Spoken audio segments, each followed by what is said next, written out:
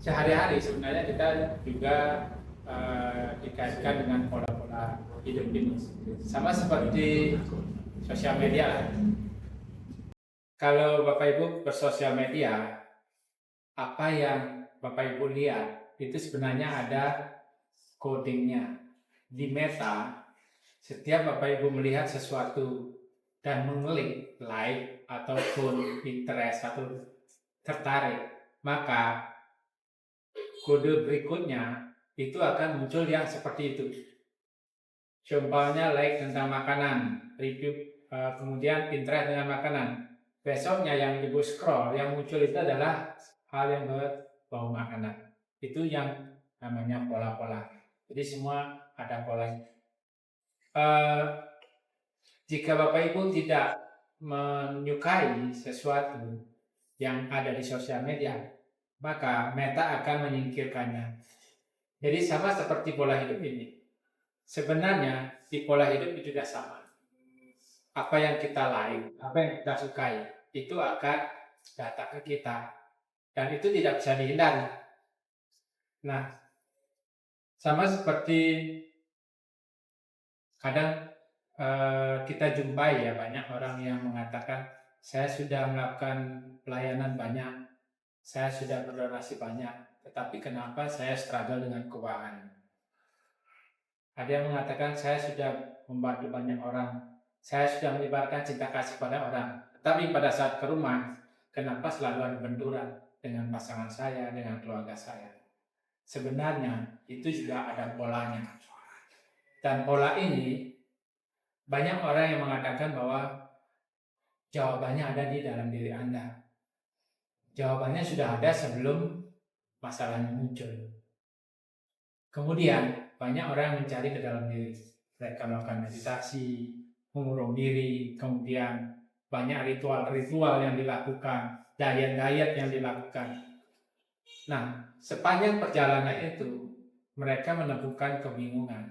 Di mana bingungnya? Karena seseorang yang memasuki ke dalam dirinya menemukan bahwa dirinya itu tidak hanya satu. Artinya gimana? Saat dia mencari ke dalam dirinya, di basic prana healing dikatakan bahwa tubuh itu ternyata dua aspek. Ada tubuh fisik dan tubuh energi. Nah, ini aja sudah membuat kita bingung. Kita mencari di mana sih? Di fisik apa di energi? Nah, kalau kita masuk ke tubuh energi, itu juga membuat seseorang membuka wawasan bahwa tubuh energi itu juga ada layernya ternyata. Terus mulainya dari mana? Nah, kita belajar dulu tubuh energi. Tubuh energi itu banyak istilah yang sering dipakai. Ada yang nyebut dengan tubuh bioplasmik, ada yang menyebutnya dengan tubuh etrik atau kembaran etrik, atau Paul menyebutkan dengan kembaran etrik atau etrik double. Kemudian ada juga menyebutkan dengan tubuh energi yang memancarkan cahaya. Di studi, ada studi yang baru namanya biofoton. Nah, biofoton ini menyatakan bahwa setiap kali makhluk hidup itu di scan, ternyata ada cahaya yang muncul. Dan ketika makhluk itu meninggal, cahayanya itu hilang. Ya, ini yang menyebabkan para ilmuwan percaya bahwa tubuh itu tidak hanya tubuh fisik, tetapi juga ada tubuh energi. Dan di dalam tubuh energi, tentu yang namanya tubuh energi ada makanannya. Kalau tubuh fisik, makanan kita sehari-hari makan itu di istilah India namanya anamaya kosa, atau tubuh yang makanannya makanan fisik. Nah, tubuh energi ada istilahnya namanya pranamaya kosa, yaitu tubuh yang makanannya adalah prana. Jadi yang mengalir di tubuh energi adalah prana.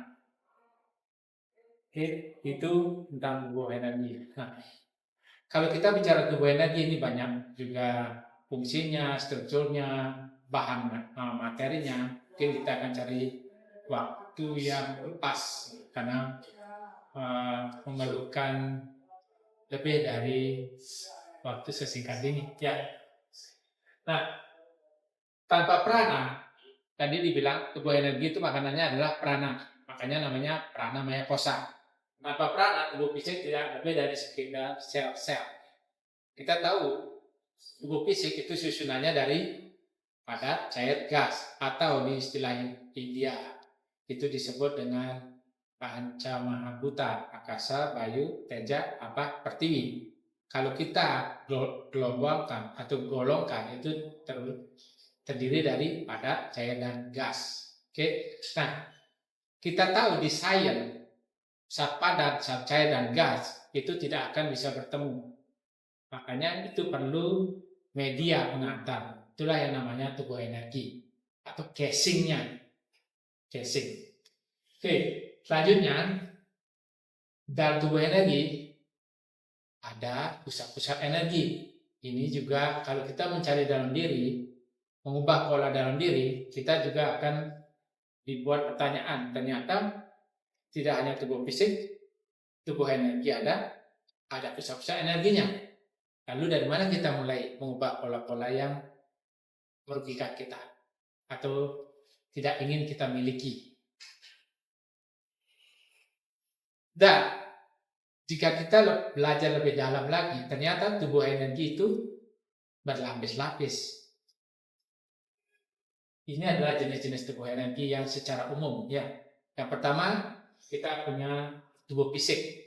Dan tubuh fisik itu ada selubungnya, namanya tubuh energi. Tubuh energi ini mengeluarkan namanya aura etheric. Itu yang kita scan dulu. Aura etheric. Kemudian tubuh energi juga bisa memberikan informasi ke otak berupa rasa sedih, rasa bahagia, atau panas, atau dingin. Itu rangsangan yang diterjemahkan oleh otak. Makanya kita punya namanya tubuh emosi.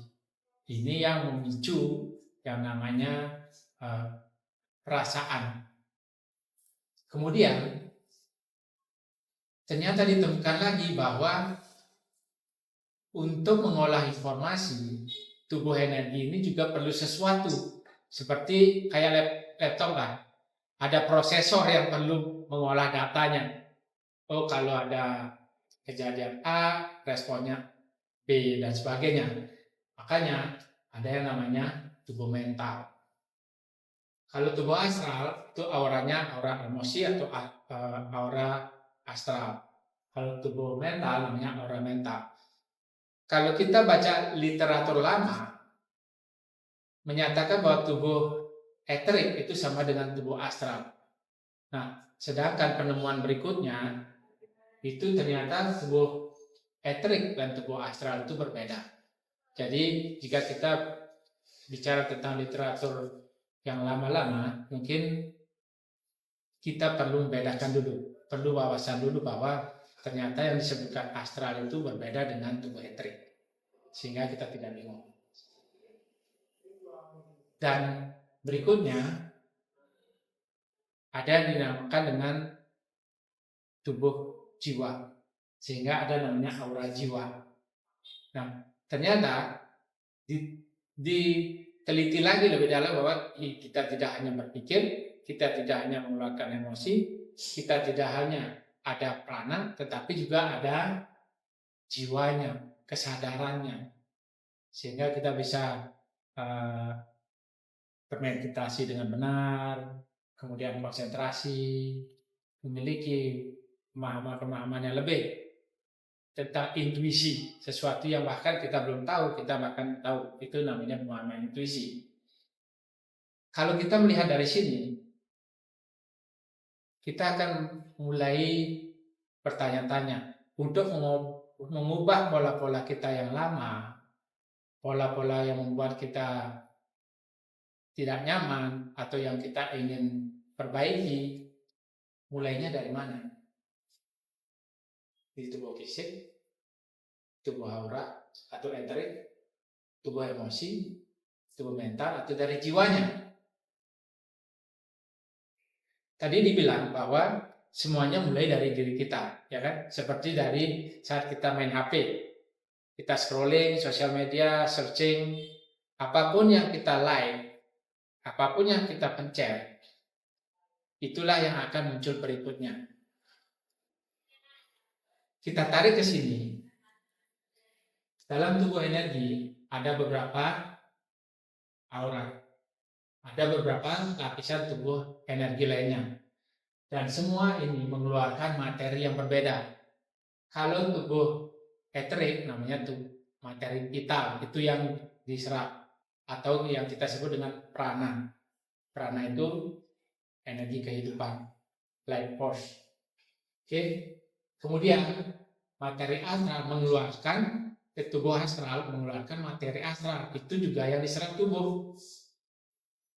Kemudian materi mental itu di tubuh mental.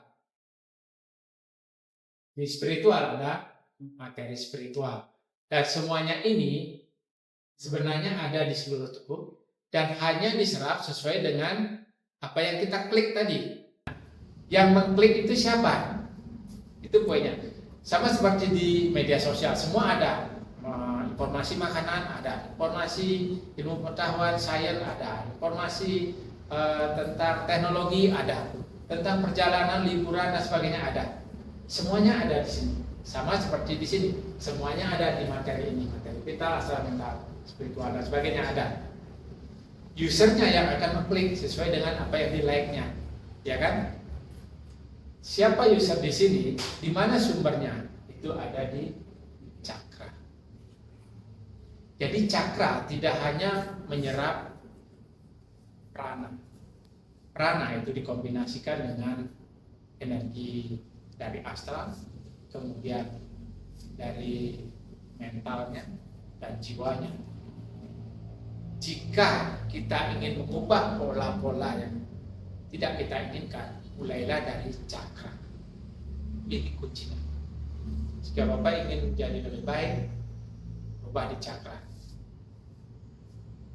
Caranya bagaimana? Kita sudah diajarkan, ya kan? Sudah diajarkan bagaimana membersihkan cakra dan sebagainya. Nah, untuk mendapatkan hasil maksimal, Master Chua sudah memberikan banyak hal. Ada prana healing, ada meditasi, arhatik yoga. Tapi kita tidak akan terus bisa meditasi kan? Pagi, siang, sore tidak mungkin melakukan meditasi seperti itu. Makanya di prana healing kita diajarkan tentang teknik penyembuhan. Nah, itulah kenapa kita diajarkan tentang membersihkan aura. Kemudian ada juga pembersihan cakra. Nah, ini bahan dasar yang diberikan oleh Master Chua untuk kita. Ada lagi teknik yang lebih tinggi namanya arhatik yoga.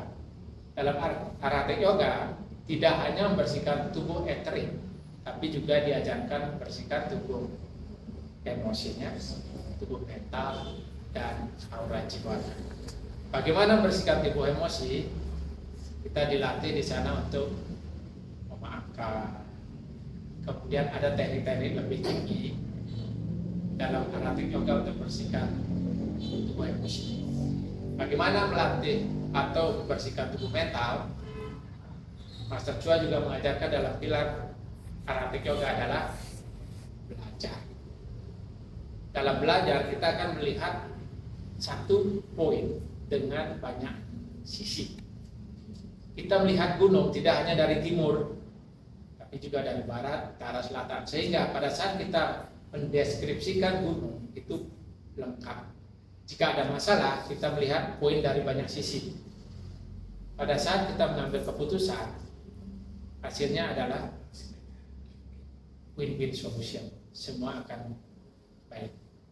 Oke, jadi rahasianya di cakra. Ya, tadi prana healing, di basic prana healing pun diajarkan posisi cakra di mana, organ apa yang diatur. Kemudian lanjut ke advance diajarkan dengan warna-warna. Kemudian di psikoterapi diajarkan bagaimana cakra pengaruhi psikologi. Ada fungsi fisik, psikologi dan spiritual. Ingat kan? Cakra itu punya fungsi fisik, mengatur organ, fungsi psikologis, bagaimana emosi seseorang. Kenapa seseorang pada saat dibersihkan cakra jantungnya menjadi tenang, pada saat dibersihkan beberapa cakra yang mengatur tensi, jadi tensinya menjadi normal. Dan cakra juga mengatur tentang spiritualitas. Jadi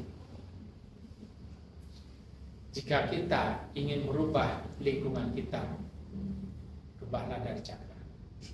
Oke, seimbangkan antara menghirup nafas dan menghembuskan nafas. Ada pertanyaan? Ini yang saya